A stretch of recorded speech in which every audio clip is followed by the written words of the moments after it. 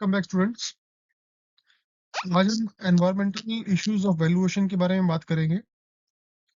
ये वाला chapter basically 3 marks का ही आपका थ्योरी आती है इसमें से, लेकिन ये चैप्टर बहुत इंपॉर्टेंट है बिकॉज इसमें से केस स्टडी आने की भी संभावना रहती है और इसमें से बहुत सारे कॉन्सेप्ट्स हैं जो आपको केस स्टडी में काम आएंगे। और कई बार देखने में आया है कि इसके जो कॉन्सेप्ट्स हैं वो डिफरेंट केस स्टडीज में लगा के, तो मल्टीपल टॉपिक्स से जो कॉन्सेप्ट लगते हैं तो वो आपको एक केस स्टडी में लगाता है एग्जामिनर, और केस स्टडी को डिफिकल्ट बनाने के लिए एनवायरमेंटल वाले जो कॉन्सेप्ट्स हैं वो लगाए जाते हैं। तो जितना तरीके से हम लोग एनवायरमेंटल का पढ़ाएंगे आपको आपको ये कंटेंट मोस्ट लाइकली कहीं नहीं मिलेगा जो मैं आपको पढ़ाने जा रहा हूँ, क्योंकि इसके ऊपर बहुत ज़्यादा रिसर्च करी है और मल्टीपल सोर्सेज से इंफॉर्मेशन कलेक्ट करके ये सारा इंफॉर्मेटिव सेशन बनाया गया है। इसको आप ध्यान से पढ़िएगा, ये बहुत इंपॉर्टेंट है एग्जाम परस्पेक्टिव से। देखिए ये पूरा सिलेबस है जो आईबीबीआई ने अपना मेंशन किया हुआ है। एनवायरमेंटल एंड वैल्यूएशन के differences between market price and negative value consequential of environmental impact. उसके बाद एनवायरमेंटल इश्यूज क्या है, एयर पोल्यूशन, वाटर पोल्यूशन, इसके अंदर से थ्योरी मार्क्स आया था। फिर ये जो एक्ट्स हैं इसके अंदर से भी 1 मार्क का थ्योरी आता है। और एक आपका इसमें basically law related to industrial health and safety, तो इसमें थोड़ा सा फोकस करेंगे।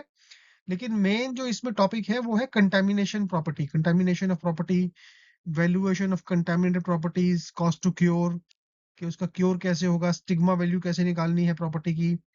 तो वो चीजें इसमें एक्सप्लिसिटली लिखी नहीं है, लेकिन एग्जाम में क्वेश्चन इसके अंदर से आते हैं। तो आपको हम सारे जो भी टॉपिक्स एग्जाम परस्पेक्टिव से इंपॉर्टेंट है वो जितना लिखा है उससे ज्यादा ही आपको पढ़ाएंगे। तो आप बने रहिएगा आखिर तक। पूरा हम ये जो टॉपिक है इसको 4 सेशन में कवर करेंगे। पहले 2 सेशन हमारे एक्सक्लूसिवली कॉन्सेप्ट्स पे रहेंगे। थर्ड सेशन जो रहेगा वो मिक्स रहेगा कॉन्सेप्ट्स के ऊपर और एग्जाम्पल के ऊपर। और चौथे सेशन में आपको मैं 2 केस स्टडीज कराऊंगा, ताकि आपके जो ये जितने भी कॉन्सेप्ट हम पहले 2 सेशन में पढ़ेंगे उसकी एक इन डेप्थ एप्लीकेशन आपकी वहां पर हो जाएगी। पहला देखिए, हम सब वैल्यूअर्स हैं, प्रॉपर्टी वैल्यूअर हैं। तो जब भी हम किसी प्रॉपर्टी पे वैल्यूएशन करने जा रहे हैं तो एक्चुअली बिकॉज हम एक्सपर्ट्स नहीं है प्रॉपर्टी एनवायरमेंटल इश्यूज के लिए, बट एज ए वैल्यूअर हमारी रिस्पॉन्सिबिलिटीज क्या है वो हमें प्रैक्टिकली पता रहनी चाहिए और एग्जाम परस्पेक्टिव से भी हमें पता होना चाहिए। तो अब देखिए, रिक्स और जो इंटरनेशनल वैल्यूएशन स्टैंडर्ड 2017 गाइडलाइंस हैं दोनों ही बोलती हैं कि valuer need not to be environmental expert, तो हमें कोई एक्सपर्ट होने की जरूरत नहीं है। ये दोनों ही गाइडलाइंस में लिखा है कि हम as a valuer, law doesn't expect us to be expert in environmental issues. ठीक है, बट बेसिकली हम लोग को एलिमेंट्री नॉलेज होनी चाहिए, बेसिक एक पता होना चाहिए एनवायरमेंटल इश्यूज के बारे में। और जब हम उसके प्रॉपर्टी को हम जा रहे हैं, अगर हमें बेसिक आइडिया है और हमें कुछ स्मेल आ रही है उसके अंदर कि इसके अंदर कुछ कंटेमिनेशन है या एनवायरमेंटल इश्यूज हैं, तो फिर हम उसमें अपनी वैल्यूएशन रिपोर्ट में लिख सकते हैं कि आप इसके अंदर एनवायरमेंटल एक्सपर्ट को भी उसकी ओपिनियन ली जाए। और जो एसेट स्टैंडर्ड आईवीएस टू 400 है, रियल प्रॉपर्टी इंटरेस्ट, जो under in IVS 2017 requires that the responsibility of identification of actual और potential environmental risk should be stated in scope of work. तो अब ये जो इसमें अकाउंटिंग एसेट स्टैंडर्ड लिखा है IVS 400, real property interest in international valuation standard 2017, इसके हिसाब से आपको जो अगर असाइनमेंट मिली है, क्लाइंट ने आपको बोला है कि प्रॉपर्टी का वैल्यूएशन कीजिए और उसके स्कोप ऑफ वर्क में लिखा हुआ है, तो आपका वो उसमें कवर होगा। Otherwise if the client agrees a special assumption that the property is free from contamination or other environmental risk should be incorporated in the valuation report। तो अगर आपके स्कोप ऑफ वर्क के अंदर एनवायरमेंटल रिस्क के ऊपर कोई scope of work mention नहीं है, तो आप अपनी वैल्यूएशन रिपोर्ट में with the consent of your client कि आप उसमें एक स्पेशल अजम्पशन डाल सकते हैं। वो अजम्पशन क्या रहेगी, quote and quote, the property is free from contamination और अदर एनवायरमेंटल रिस्क। तो आपने जो प्रॉपर्टी का वैल्यूएशन किया वो ये अजम्पशन लेके किया, तो इसको आपने एजम्पशन लेके, ये जो हमने आपको ये लाइन लिख के अंडर जो बोल्ड कर रखी है कोट अंडर कोट, इसको आप एजम्पशन में लिखिए, ताकि कल को प्रॉपर्टी में कुछ अगर एनवायरमेंटल रिस्क निकल के आता है तो आपको उसमें सेफगार्ड रहेगा कि आपने ये एज्यूम करके कि इसमें एनवायरमेंटल रिस्क कोई नहीं है और आपके स्कोप ऑफ वर्क के अंदर एनवायरमेंटल रिस्क का मेंशन नहीं था, तो आपको कभी भी कोई भी रेगुलेटरी बॉडी या फिर कोई भी एक्शन लेने वाली अथॉरिटी आपके ऊपर एक्शन नहीं ले पाएगी। एनवायरमेंटल पोल्यूशन, इसमें देखिए एनवायरमेंटल पोल्यूटेंट और कंटामिनेशन दो चीजें इंपॉर्टेंट, दो टर्मिनोलॉजी है इसके अंदर। तो पोल्यूटेंट क्या है basically? It means any solid, liquid, gaseous or other substance present in such concentration which may be or tend to be injurious to the environment, giving rise to adverse effect of marketability of the asset. The foreign matter causing environmental pollution is called pollutant. Contamination क्या है? It is defined as alteration of physical, chemical and or biological characteristics of the environment which may not necessarily create deleterious effect due to lesser concentration. Contamination in higher concentration becomes pollutant that may ultimately lead to degradation or deterioration of the value of asset. तो ये थोड़ा सा confusing है, आप किसी को समझिए। एक हेयरलाइन डिफरेंस है कंटामिनेशन और पोल्यूटेंट के अंदर। तो मोटा मोटा डिफरेंस समझिए कि कंटामिनेशन जो होता है वो स्मॉल क्वांटिटी में है, it is in smaller quantity, और पोल्यूटेंट जो है वो लार्ज क्वांटिटी में है। तो जब कॉन्सेंट्रेशन बढ़ जाएगी तो दैट इज कॉल्ड पोल्यूटेंट, और अगर स्मॉल क्वांटिटी में है तो दैट इज कॉल्ड कंटेमिनेशन। तो एज ए वैल्यूअर हम कंटेमिनेशन का भी हम उसके अंदर स्मेल करते हैं। एज ए वैल्यूअर हमें स्मेल करना है कि प्रॉपर्टी में कोई कंटेमिनेशन तो नहीं है। पोल्यूशन चार तरह के होते हैं। एनवायरमेंटल पोल्यूशन जो है उसकी चार कैटेगरीज हैं: एयर, वाटर, नॉइस और लैंड। एयर पोल्यूशन क्या कहलाता है? Any deleterious change in composition of clean atmospheric air is known as air pollution. अब इसमें आपने एग्जाम परस्पेक्टिव से ये देखना है कि जो सेक्शन 2B है, air prevention control of pollution act 1981, उसके अंदर एयर पोल्यूटेंट के अंदर solid, liquid, gaseous and noise. तो नॉइस भी है, आपने ध्यान रखना है। एग्जाम में इसके ऊपर कंफ्यूजिंग क्वेश्चन आता है, स्टूडेंट्स बहुत सारी गलती करते हैं कि नॉइस तो एयर पोल्यूशन का पार्ट नहीं हो सकता। तो gaseous substance including noise present in the atmosphere in such concentration as may be or tend to be injurious to human being or other living creatures or plants भी है इसमें देखिए, और प्रॉपर्टी और एनवायरनमेंट। तो इनमें से एक या इससे ज्यादा कोई भी substance, solid, liquid, gaseous including noise, अगर ये एटमॉस्फेयर के अंदर है जो कि इंजूरियस है और कॉन्सेंट्रेशन है, तो फिर वो आपका एयर पोल्यूटेंट कहलाएगा। Criteria air pollutant: out of various air contaminants, US Environmental Protection Agency, इसकी short form है USEPA, WHO and Central Pollution Control Board CPCB of India have defined allowable concentration of 6 following substances as part of NAAQS. NAAQS की full form आप ध्यान रखिएगा, national ambient air quality centre. तो ये full form इसके exam में कभी कभी एग्जाम में आ जाती है। और ये जो 6 पोल्यूटेंट्स हैं, ये जो 6 पोल्यूटेंट नीचे लिखे हैं, ये आपने बिल्कुल याद रखने हैं। एग्जाम में क्वेश्चन इसमें से कभी कभी आता है। कंफ्यूज करने के लिए आपको पार्टिकुलेट मैटर आएगा PM5, तो PM5 क्राइटेरिया एयर पोल्यूटेंट नहीं है, PM2 क्राइटेरिया एयर पोल्यूटेंट नहीं है। तो मैं आपको ये हिंट कर रहा हूँ, और एग्जाम में इस तरह क्वेश्चन मैंने देखे हैं कि आपको PM कंफ्यूज करने के लिए लिखा रहेगा, ऐसा कॉम्बिनेशन रहेगा कुछ ना कुछ, और उसमें PM2 PM5 इस टाइप से लिखा रहेगा। या फिर ये कार्बन मोनोऑक्साइड की जगह CO2 कार्बन डाइऑक्साइड लिख देगा एग्जामिनर, तो आपको वहां पर भी कंफ्यूजन होती है। वो फुल फॉर्म नहीं लिखेगा, CO2 लिख देगा खाली। तो आपको पता होना चाहिए ये कार्बन मोनोऑक्साइड है, और उसका सिंबल भी याद करना पड़ेगा आपको, ये रट्टा ही मारना पड़ेगा। एग्जाम में क्वेश्चन इसमें से आ जाता है कभी कभी। इस स्लाइड में से। नेक्स्ट है water pollution. When level of pollutant in water is more than the prescribed standard, water is said to be polluted. और इसमें एक्ट कौन सा है? Water prevention and control of pollution 1974। तो ये 1974 वाला जो एक्ट है ये वाटर पोल्यूशन से डील करता है, और इसमें कीवर्ड जो है वो है prescribed standards. Valuers should take into consideration the source of water supply and quality characteristics while determining value of the property। और इसमें ध्यान रखना है आपने कि थर्मल पोल्यूशन, जैसा मैंने आपको बोला था कि नॉइस पोल्यूशन जो है वो एयर पोल्यूशन में आएगा, और थर्मल पोल्यूशन जो है वो वाटर पोल्यूशन में आएगा। तो ये कंफ्यूजिंग है थोड़ा सा। Thermal pollution is another form of water pollution and is commonly used by people or industries by undertaking activities that suddenly decrease or increase the temperature of natural water bodies।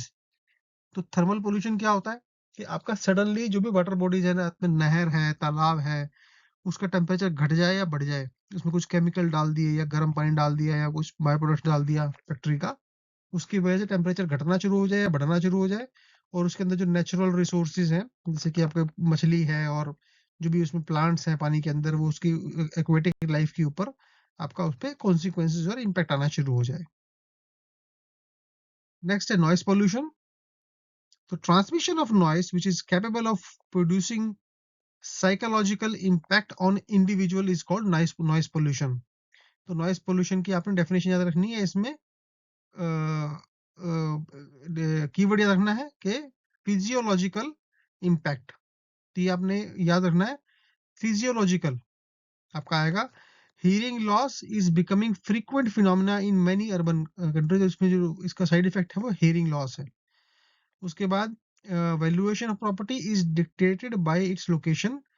N apartment near cricket stadium और so school would fetch less value due to too much of noise adding to nuisance value. तो noise pollution से आपने ध्यान रखना है कि इससे नुसांस value create होती है। नॉइज पोल्यूशन अगर है तो एन और एन ऐसे रट्टा मार लीजिए इसको आप, नॉइज पोल्यूशन, नुसांस वैल्यू। तो ये दोनों कीवर्ड्स जुड़े हुए हैं, और ये फिजियोलॉजिकल है, साइकोलॉजिकल नहीं है। ये भी एग्जाम में कंफ्यूजिंग आता है यहाँ पे आपको, तो आपने ध्यान रखना पी एच है, physiological. Psychological impact noise pollution में नहीं आता, फिजियोलॉजिकल आता है। नेक्स्ट है land pollution. Land pollution is the decline in quality of earth's land surface in terms of use, landscape and ability to support life forms. तो जो basically जो उर्वरकता है जो जमीन की वो कम हो जाए वहां पे, जो भी उसकी यूसेज है, उर्वरकता है, पोटेंशियल यूज है, वो आपका उसमें से कम हो जाए। Land pollution can be broadly classified as contamination of land due to uncontrolled storage and disposal oblique dumping of solid and hazardous chemical. तो आपने जमीन के अंदर बहुत सारे केमिकल्स डाल दिए, हजार्डियस कुछ बाय प्रोडक्ट डाल दिए केमिकल, या सॉलिड वहां पे डंप कर दिए, ऐसे बहुत सारे डंपिंग जोन्स होते हैं उस तरह से, that is a land pollution. Alteration of land due to land uses like deforestation, farming, mining, developmental work like transportation and communication। या फिर आप जो इसे जंगल है, जंगल काट के आपने सड़क बना दी वहां पे, that is also kind of land pollution, कि आपने उसका डिफोरेस्टेशन किया, आपने यूज हटा दिया उसमें से। और acid rain, construction sites, solid waste, mineral exploitation, agriculture chemicals and deforestation are primary causes of land pollution।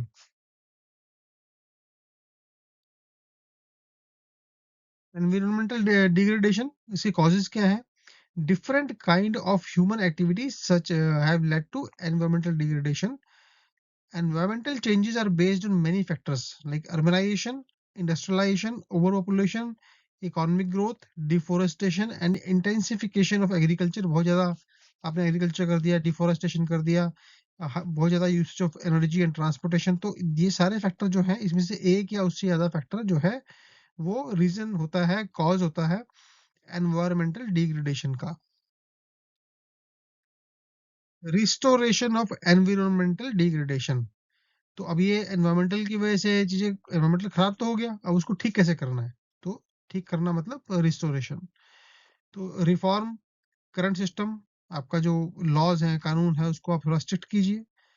उसके बाद जो ग्रीन जॉब्स हैं उसको आप प्रमोट कीजिए, मतलब क्या, uplift people out of poverty, आप गरीबी हटाइए लोगों की। टेलीविजन के माध्यम से आप डिबेट्स कीजिए, डिस्कशन कीजिए एक्सपर्ट्स के साथ, एनवायरमेंटल एक्सपर्ट्स के साथ, ताकि लोगों में अवेयरनेस बढ़े। अब इसके बाद एक और इसमें एक मेजर है cap and trade, abandon cap and trade system. ये थोड़ा एग्जाम के परस्पेक्टिव से इंपॉर्टेंट है, कई बार क्वेश्चन इस लाइन के अंदर से भी आया था, what is cap and trade system. तो आपको पता होना चाहिए, this existing the existing global cap and trade system sets limits on carbon emission by business. This system allows the worst polluters to buy pollution credits from those who stay under the limit and pollute less. Ideally, polluters should be held criminally liable and instead of more economic penalty. तो देखिए थोड़ा समझिए concept क्या है। International laws क्या बोलते हैं कि आपके पास अगर फैक्ट्री है और आप ज्यादा पोल्यूशन, आपकी फैक्ट्री ज्यादा पोल्यूशन कर रही है, तो फिर आपके कार्बन फुटप्रिंट्स हो जाते हैं बेसिकली उसके अंदर। कार्बन आप ज्यादा सिस्टम में डाल रहे हैं, तो आपको जितना आपने ओवर पोल्यूशन किया, तो कुछ इंडस्ट्री ऐसी होंगी तो जिसने की अपनी कैपेसिटी से जितना उसको परमिटेड पोल्यूशन करना है, जितना भी परमिशन उसके पास है पोल्यूशन करने की, उससे उसने कम पोल्यूशन किया, तो उसको मिल गए कार्बन क्रेडिट। तो जो कंपनी कम पोल्यूशन कर रही है उसको मिलते हैं कार्बन क्रेडिट, तो वो कार्बन क्रेडिट को मार्केट में बेच सकती है। जिस कंपनी ने ज्यादा पोल्यूशन किया वो कार्बन क्रेडिट फिर उस कंपनी से खरीदेगी। तो जिसने पोल्यूशन कम करा उसको कार्बन क्रेडिट्स मिल गए, तो उसने कार्बन क्रेडिट ट्रेडिंग करके उसको बेच दिया जिसने पोल्यूशन ज्यादा करा। तो अब ये जो एग्जाम पर्सपेक्टिव से इसमें लिखा हुआ है कि इस सिस्टम को अबंडन करना चाहिए, क्योंकि अगर मेरी फैक्ट्री में ज्यादा पोल्यूशन है और आपकी फैक्ट्री कम पोल्यूशन कर रही है, तो मैं सोचता हूँ ठीक है, मैं कार्बन क्रेडिट खरीद लूंगा मार्केट से आपसे और मेरा काम चल जाएगा। तो इसका कहना ये है कि आप उसको अबंडन कीजिए। तो उसकी वजह से जो आपका ये एनवायरमेंटल डिग्रेडेशन है, खाली फाइनेंशियल लॉस ना हो, क्रिमिनल एक ऑफेंस बनाना चाहिए कि आप पोल्यूशन कर रहे हैं, तो you should be company should be held criminally, उसके ऊपर एक एक्शन हो। उसके बाद label genetically modified groups, GMO का आपने नाम सुना होगा। तो ये बड़ा ही इंडिया के अंदर बहुत हल्ला हुआ था पीछे कि जीएमओ के जो है जेनेटिकली मॉडिफाइड ऑर्गेनिजम्स के जो सीड्स हैं वो इंडिया में आ रहे हैं और उसकी वजह से फूड क्वालिटी खराब हो रही है। तो जेनेटिकली मॉडिफाइड अगर आपने सीड्स डाल दिए तो that is also impact on environmental issues. Promote renewable energy and new energy technology, तो सोलर एनर्जी है उस पे से भारत में काफी काफी थ्रस्ट एरिया है सोलर एनर्जी के ऊपर। विंड एनर्जी को प्रमोट करना चाहिए, ताकि जो हमारा जो फॉसिल फॉइल्स हैं, फॉसिल फ्यूल्स हैं और ऑयल है, क्रूड है और कोल है, उसको हम बचा सके।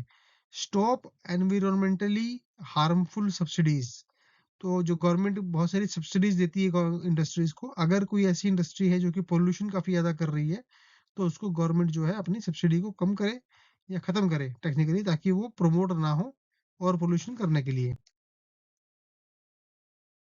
Trusts a tool to mitigate the common are generally referred to as a land or resources belonging to or affecting the whole of a community. Government should create trust to manage the commons and to protect the natural resources for present and for future generation. This is already successfully implemented by many countries. For example, the Pacific Forest Trust, the Marine Agriculture Land Trust and Oxygen Water Trust. देखिए अभी for example ऐसे oxygen है, पानी है, तो ये natural resources है, इसके ऊपर सारे समाज का, सारी सोसाइटी का, सारी कम्युनिटी का एक राइट है उसके ऊपर। तो अब सिंस वो किसी एक फैक्ट्री की नहीं है जो फैक्ट्री पोल्यूशन कर रही है, पानी को गंदा कर रही है, क्या वो नदी का पानी उसी का है? वो तो समाज का है, पब्लिक का है। तो अगर उस पब्लिक उसको बचाना है तो एक बेसिकली कम्युनिटी ट्रस्ट बनानी चाहिए, ताकि पहली बात तो कॉमन का ध्यान रखिए। कॉमन मतलब कि कोई भी ऐसा नेचुरल रिसोर्सेज जो पब्लिक इन जनरल के लिए अवेलेबल है, हवा, पानी, ये पब्लिक का रिसोर्सेज है, तो इसको बचाने के लिए एक ट्रस्ट बनानी चाहिए जो कि इन चीजों का ध्यान रखे। Set up systems for voluntary cooperation. Since environment varies so much from place to place, instead of a common national solution, people should have a say within their community about how to deal with local environmental issues. तो आपके local level पे volunteers आने चाहिए, उनको promote करना चाहिए, उनकी corporations बने और वो एनवायरनमेंट को बचाएं, ग्रास रूट लेवल से प्रमोट किया जाए उन चीजों को। उसका देखिए, to give explicit priority to climate change, ministry of environment and forest, जो पहले नाम था इसका MOEF, तो क्लाइमेट चेंज की इंपॉर्टेंस को दिखाने के लिए 2014 के अंदर मिनिस्ट्री का ही नाम चेंज किया गया। पहले इस मिनिस्ट्री को बोला जाता था ministry of environment and forest. इसका नाम चेंज करके क्या किया गया, ministry of environment, forest and climate change. तो क्लाइमेट मतलब CC इसमें ऐड किया गया। तो क्लाइमेट चेंज की इंपॉर्टेंस दिखाने के लिए जो एनवायरमेंटल का जो लॉ था, जो मिनिस्ट्री का नाम था, वो भी चेंज किया गया। तो एग्जाम परस्पेक्टिव से आपने ये चीज बड़ी इंपॉर्टेंट है, ध्यान रखना है। कभी कभी 1 नंबर का क्वेश्चन इस लाइन में से आता है। कॉन्स्टिट्यूशन प्रोविजंस, तो अब ये एनवायरमेंटल एक्ट जो बना था 1974 में, उसके अंदर से कुछ इंपॉर्टेंट एक्ट्स हैं, आर्टिकल्स हैं, वो आप एग्जाम परस्पेक्टिव से ध्यान रखिए। इतना ही याद रखिए, ज्यादा इसमें अपना दिमाग मत लगाइएगा, क्योंकि इस अगर क्वेश्चन आना होगा इसी के अंदर से आ जाएगा। तो आर्टिकल नंबर 21 अगर मेंशन है एग्जाम में, तो वो क्या बोलता है, fundamental rights to pollution free environment. तो ये जो आर्टिकल है ये इस चीज के ऊपर मतलब बोलता है कि हर एक आदमी का फंडामेंटल राइट है कि पोल्यूशन फ्री एनवायरनमेंट में आप और हम रह सके। आर्टिकल 48A जो है वो ये बोलता है, it is duty of state government to protect and improve environment, forest and wildlife. तो ये स्टेट गवर्नमेंट की जिम्मेदारी है as per article 48A। Article 51A जी क्या बोलता है, it is also duty of every citizen to protect and improve environment, forest and wildlife. तो ये दोनों की जिम्मेदारी है, खाली ऐसा नहीं कि गवर्नमेंट की ही जिम्मेदारी है। तो एज ए पब्लिक आपकी और मेरी हमारी जिम्मेदारी भी है कि हम भी इसको एनवायरनमेंट को ध्यान रखेंगे। तो आपने एग्जाम परस्पेक्टिव से ये 2 सेक्शन याद रखने हैं कि 21 नंबर क्या बोलता है कि हमारा फंडामेंटल राइट है, 48A जो है वो बोलता है स्टेट की जिम्मेदारी है, 51AG बोलता है कि पब्लिक की जिम्मेदारी है, सिटीजन की जिम्मेदारी है। ये कुछ इंपॉर्टेंट एनवायरमेंटल लॉज हैं, इनको आप ध्यान रखिएगा। तो ये इसकी फुल फॉर्म हमने पहले पहले बात कर ली है, MOEFCC, ministry of environment, forest and climate change. इसकी फुल फॉर्म के ऊपर भी क्वेश्चन आ जाता है। CPCB, central pollution control board, ये भी ध्यान रखना है आपने। SPCB, state pollution control board, together ensure protection of environment through following major legislation. तो ये 3 बॉडीज हैं, मिनिस्ट्री, फिर ये सेंट्रल बोर्ड और ये स्टेट बोर्ड, ये तीनों मिलके आपस में मल्टीपल एक्ट्स की हेल्प के सहायता से एनवायरनमेंट को प्रोटेक्ट करते हैं। तो ये आपने एक्ट याद रखने हैं, इनकी डेट्स भी याद रखनी है। Indian forest act 1927, forest conservation act 1980, water prevention and control pollution act 1974, air prevention and control of pollution act 1981, environmental protection act 1986। तो पहला एक्ट क्या है, इंडियन फॉरेस्ट एक्ट 1927। आपको मैं इसमें बुलेट बुलेट पॉइंट बता रहा हूँ इतना, क्योंकि हर एक एक्ट बहुत बड़ा बड़ा है, आपको पूरा पढ़ने की जरूरत नहीं है। एग्जाम परस्पेक्टिव से जो मेन मेन इसमें कुछ कुछ पॉइंट्स हैं जो एग्जाम में आ सकते हैं, वो आपको मैं इसमें बता दूंगा, ताकि आप ध्यान याद रखें, रट्टा मार लीजिए उसका। और एग्जाम में क्वेश्चन इसमें से आने वाला है 99.99%। Act strengthens the law to protect forest and lays down guidelines with respect to the transit of forest produce. The Act also stipulates the duty leviable on timber and other forest produces. The Act allows establishment of forest court with 3 as judge. तो आपने ये line ध्यान रखनी जो मैंने bold किया है यहाँ पे, कि इसके इस एक्ट के हिसाब से एक फॉरेस्ट कोर्ट बनना चाहिए जिसमें कि 3 लोग रहेंगे जज में। ये कोरम याद रखना है आपने, forest court with a judge of quorum of 3 judges. Forest court decision is considered to be final. तो ये जो फॉरेस्ट कोर्ट इस एक्ट के हिसाब से जो बना है और उसका जो डिसीजन आएगा वो फाइनल माना जाएगा। However, state government alone may alter it within 5 years. तो फॉरेस्ट कोर्ट ने जो डिसीजन दे दिया वो फाइनल माना जाएगा, लेकिन स्टेट गवर्नमेंट को पावर दी गई है कि 5 साल तक उसको वो उस ऑर्डर को चेंज कर सकती है। After all settlement, reserve forest is notified Thus act allows the state government to declare any land in reserve forest. तो अब ये जो सेटलमेंट वगैरह होती हैं इसके बाद जो स्टेट गवर्नमेंट है वो बोलेगी कि अब ये वाला जो चीज है ये फॉरेस्ट हमारा रिजर्व फॉरेस्ट हो गया। तो आप उसको technically state government as per this act state government को पूरी पावर है कि वो किसी भी एक्ट किसी भी लैंड को बोल सकती है कि ये रिजर्व फॉरेस्ट है।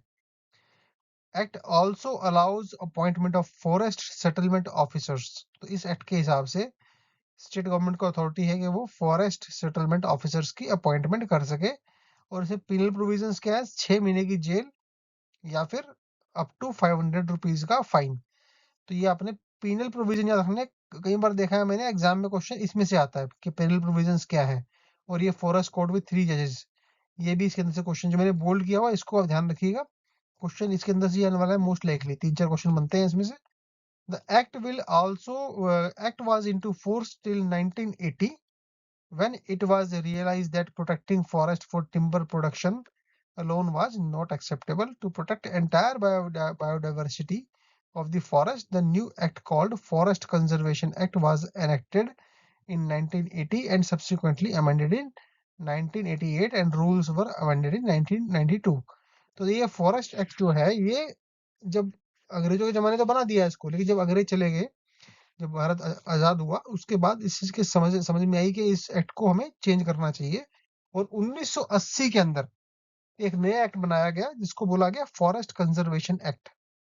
और उसने इंडियन फॉरेस्ट एक्ट को रिप्लेस कर दिया। तो ये भी आपने ध्यान रखना है कि which act had replaced Indian forest act 1970 1927। Answer is forest conservation act 1980, subsequently amended in 1988 and rules were amended. ये एक्ट जो है वो 1988 में अमेंड हुआ था और उसके थोड़े से रूल्स 1992 के अंदर फिर से अमेंड हुए थे। तो ये आ गया फॉरेस्ट कंजर्वेशन एक्ट। उसको देख लेते हैं। The new act strictly restricted and regulated the dereservation of forest and use of forest land for non-forest purpose without prior approval of central government. Thus, the Act lays down prerequisite for diversion of forest land for non-forest purpose. तो पिछले वाले act के अंदर state को power दे रखी थी, लेकिन यहाँ पर सेंटर को पावर चली गई कि साहब अगर कोई लैंड है जो कि फॉरेस्ट लैंड है, उसको अगर नॉन फॉरेस्ट पर्पज के लिए यूज करना है तो सेंट्रल गवर्नमेंट की उसमें परमिशन लगेगी। As per the act, non-forest purpose means cleaning on any forest land for cultivation of tea, coffee, spices, rubber, palm, oil, bearing plants, horticulture crops, medicinal plants, or for any produce except reforestation. तो अब ये non forest purpose की definition आपने याद रखनी है। Exam में question कभी कभी इसके अंदर से भी आता है कि ये जो इसमें कंफ्यूजन होती है। स्टूडेंट सोचते हैं अरे cultivation of tea coffee species तो फॉरेस्ट पर्पज होना चाहिए, but no, it is not forest purpose. तो आपने ध्यान रखना है कि नॉन फॉरेस्ट पर्पज के अंदर आपका ये सारा सारा इसमें कवर हो जाएगा, लेकिन रिफॉरेस्टेशन अगर आप कर रहे हैं तो वो आपका इसमें कवर नहीं होता। डेफिनेशन में non-forest purpose does not include any work relating to conservation, development and management of forest and wildlife. For example, construction of checkpost, fire line, fencing, bridges, culverts, dams, pipelines, water holes, pipelines, etc. do not fall in category of non-forest purpose. ये भी देखिए थोड़ा सा confusing लगता है, यहाँ पे भी स्टूडेंट्स नॉर्मली इसको टिक मार देते हैं।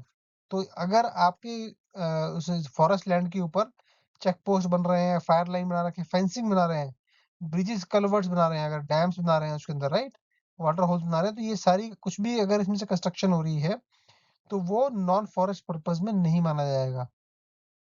और जबकि ये नॉन फॉरेस्ट पर्पज में माना जाता है, तो इसको फॉरेस्ट पर्पज नहीं मानना टी कॉफी स्पाइसेस को, और इसको फॉरेस्ट पर्पज मान रहा है। जो टेक्निकली जो मतलब फेस पे लगता है कि ये नॉन फॉरेस्ट पर्पज होना चाहिए, भाई आप कंस्ट्रक्शन ऑफ चेक पोस्ट कर रहे हैं, फायर लाइन बना रहे हैं, तो ये तो कोई फॉरेस्ट से लिंक कर थोड़ा ना है। लेकिन ये एज पर एक्ट ये नॉन फॉरेस्ट पर्पज में क्वालिफाई नहीं होता और इसमें सीधा 15 दिन की जेल है। पिछले एक्ट के अंदर आपको 500 रुपए का फाइन था या जेल थी, दोनों में से एक था। यहाँ पर कोई फाइन का बात नहीं है, यहाँ पर जेल ही है 15 दिन की, नए एक्ट के हिसाब से। Water prevention and control of pollution 1974, जो कि 1988 में दोबारा से अमेंड किया गया था। इसमें सबसे इम्पोर्टेंट क्या है आपका, ये पिनल प्रोविजंस। ये एक्ट जो है, it was enacted to prevent water pollution by controlling discharge of any harmful sewage or any effluent causing alteration of physical, chemical and biological properties of water.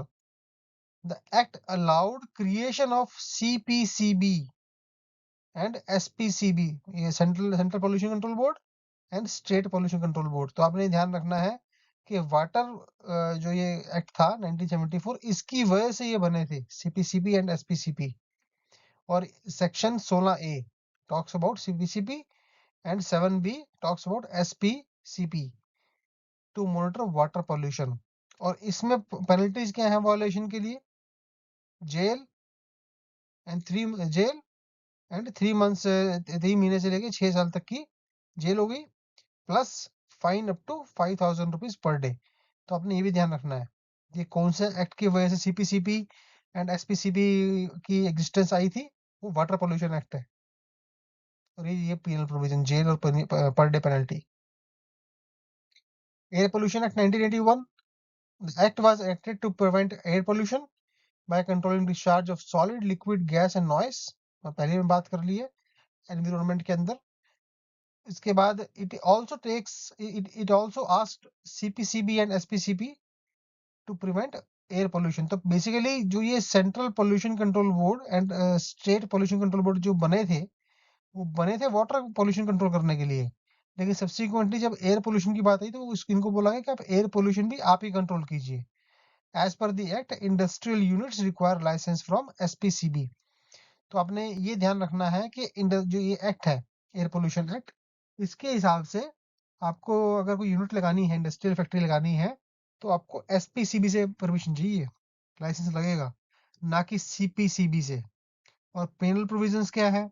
Jail 3 महीने से लेकर 6 साल तक, और fine 5,000 रुपए पर डे। तो ये वाटर और एयर का फाइन जो है वो सेम है।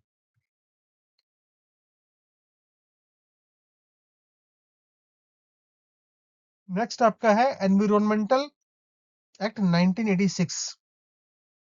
The act was enacted to protect water, air, land, plant, animals and properties by laying down standard for environmental quality and emission of pollutants। तो ये वाला जो एक्ट है, एनवायरमेंटल एक्ट जो है, ये सारे पोल्यूशन के बारे में बात कर रहा है, majority of them, like water, air, land, plant, animal properties. The act was also allows carry out investigation on environmental problems। penal provision का ध्यान रखिए, 5 साल तक की जेल मिलेगी, अप टू 5 years जेल, और fine up to 1 lakh rupees. हालांकि ये फाइन है, ये भारत सरकार चेंज करती रहती है, तो आप चेक कर लीजिएगा, जैसे में आप एग्जाम दे रहे हैं, आप इसे गूगल करके उस समय का चेक कर लीजिएगा, लेटेस्ट फाइन क्या चल रहा है। रेस्पॉन्सिबल पर्सन, ये बड़ा ही इंपॉर्टेंट क्वेश्चन है कि आपका अगर एनवायरमेंटल प्रोटेक्शन एक्ट के हिसाब से अगर कोई वायलेशन होती है, तो जेल या जो पेनल्टी लगेगी किसको लगेगी? तो अगर वो कंपनी है, अगर वायलेशन किसी कंपनी ने करी है, तो उसके डायरेक्टर रिस्पॉन्सिबल है, शेयर होल्डर या फिर जो उसका कंपनी का जो सीईओ है वो नहीं है responsible. Only directors are responsible in case of company violation done by company. लेकिन अगर गवर्नमेंट डिपार्टमेंट है, तो उस केस में एचओडी उस मैटर पे रिस्पॉन्सिबल कहलाएगा और उसको पनिशमेंट मिलेगी, और जेल में अगर जाएगा तो एचओडी जाएगा जेल में, और कंपनी के केस में डायरेक्टर जेल जाएगा। तो एग्जाम पर्सपेक्टिव से ये लाइन बड़ी इंपॉर्टेंट है कि who is responsible person in case of companies and in case of government department as per Environmental Act 1986।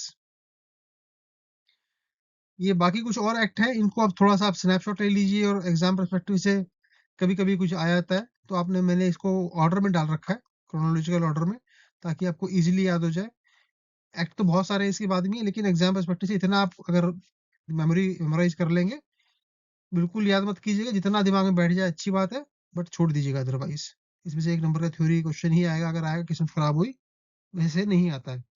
तो एक्सप्लोजिव एक्ट हो गया 1984, उसके बाद Indian port act 1908, Indian boiler act 1923, dangerous machine regulation act 1923, petroleum act 1934, plantation labour act 1951, inflammable substance act 1952, the mines act 1952 और इसको 1984 में amend किया गया था। मोटर ट्रांसपोर्ट वर्कर एक्ट 1961, ये ध्यान रखिएगा, इसमें क्वेश्चन में देखा आते हुए एक बार। Atomic energy act 1962, insecticide act 1968, motor vehicle act 1988, ये भी एग्जाम में कभी कभी क्वेश्चन इसके अंदर से मैंने आते हुए देखा है। Public liability insurance act 1991, drugs and cosmetic act 1995, the building and other construction worker act 1996, energy conservation act 2002। Before India's independence, there were several environmental legislation existed, but real impetus for bringing about a well-developed framework came only after UN Conference on Human Environment held in Stockholm in 1972। तो ये जो मैंने आपको underline bold कर रखा है, ये एक नंबर का क्वेश्चन एग्जाम में मैंने आते हुए देखा है कि ये स्टॉकहोल्म, ये जो यूएन कॉन्फ्रेंस हुई थी, इसके अंदर की रियल इम्पेटस दिया गया था, वो कॉन्फ्रेंस कहाँ हुई थी। तो आपने ध्यान रखना है कि स्टॉकहोल्म 1972, ये बोनस कंटेंट है, आपको किसी भी आरव्यू में नहीं मिलेगा ये, बट एग्जाम में क्वेश्चन आया हुआ है। तो बहुत बहुत धन्यवाद आपका आज का सेशन नंबर 1 देखने के लिए। आशा करते हैं समझ में आया होगा सारा आपको। अब नेक्स्ट सेशन में हम आपको सेकंड पार्ट ऑफ थ्योरी कराएंगे, और उसके बाद जो हमारा थर्ड सेशन रहेगा उसमें कॉन्सेप्ट्स और एप्लीकेशन हम एग्जाम्पल का कराएंगे, और वो करने के बाद चौथे सेशन में आपको 2 केस स्टडी कराएंगे, फिर ये चैप्टर हम खत्म कर देंगे और नेक्स्ट टॉपिक पे जाएंगे। थैंक यू, धन्यवाद।